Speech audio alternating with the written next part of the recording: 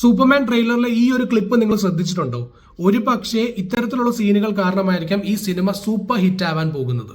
Henry കാവിൽ അവതരിപ്പിച്ച Superman സോഡ് എന്ന് പറയുന്ന വില്ലനെ കൊല്ലാൻ വേണ്ടിയിട്ട് ഒരുപാട് ബിൽഡിങ്ങുകൾ പൊളിച്ചെടുക്കുന്നത് നിങ്ങൾക്ക് കാണാനായിട്ട് സാധിക്കും. ആ സമയത്ത് സൂപ്പർമാൻ പബ്ലിക് സേഫ്റ്റിയെ കുറിച്ചോ അതിൽ എത്ര ആളുകളുണ്ടോ എന്നുള്ള കാര്യങ്ങളെ കുറിച്ചോ ഒന്നും തന്നെ ചിന്തിക്കുന്നില്ല.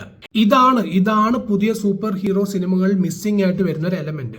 നിങ്ങൾ പണ്ടത്തെ സൂപ്പർ ഹീറോ സിനിമകൾ എടുത്താൽ നിങ്ങൾക്ക് മനസ്സിലാകും, അതിൽ ഏതെങ്കിലും ഒരു സീൻ ഉണ്ടാവും ഒരു സാധാരണക്കാരനെ സൂപ്പർ ഹീറോ വന്ന് രക്ഷിക്കുക എന്നുള്ളത്.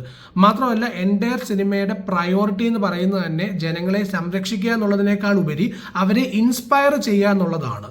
പക്ഷേ പുതുതായി വരുന്ന സൂപ്പർ ഹീറോ സിനിമാസിൽ ഇത്തരത്തിലുള്ള സീനുകൾ വളരെ കുറവാണ്. സാധാരണക്കാരനെ സൂപ്പർ ഹീറോ വന്ന് രക്ഷിക്കുന്ന സീനൊക്കെ വളരെ കുറവാണ്.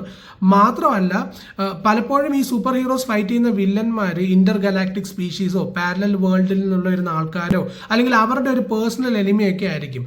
പലപ്പോഴും സേവ് ചെയ്യപ്പെടുന്ന ആളുകൾ പോലും അറിയുന്നില്ല അവർ എന്തിൽ നിന്നാണ് എങ്ങനെ രക്ഷപ്പെട്ടു എന്നുള്ളത്. ഇതുകൊണ്ട് എന്ത് സംഭവിക്കുന്നു എന്ന് പറഞ്ഞു കഴിഞ്ഞാൽ ഇന്നത്തെ സൂപ്പർ ഹീറോ സിനിമകൾക്ക് പലപ്പോഴും ആളുകളെ ഇൻസ്പയർ ചെയ്യാൻ സാധിക്കുന്നില്ല. ജെയിംസ് ഗൺ എന്ന് പറയുന്ന ഡയറക്ടർക്ക് ഈ ഒരു എലമെന്റ് കൃത്യമായിട്ട് മനസ്സിലായിട്ടുണ്ട്. അതുകൊണ്ടാണ് സൂപ്പർമാൻ പട്ടിയെയും കുട്ടിയെയും ഒക്കെ രക്ഷിക്കുന്ന ക്ലിപ്പുകൾ പുള്ളിക്കാരൻ ട്രെയിലറിൽ റിലീസ് ചെയ്തുകൊണ്ടിരിക്കുന്നത്. ഇതുകൊണ്ട് എന്താ സംഭവിക്കുന്നതെന്ന് പറഞ്ഞു കഴിഞ്ഞാൽ people get inspired by Superman.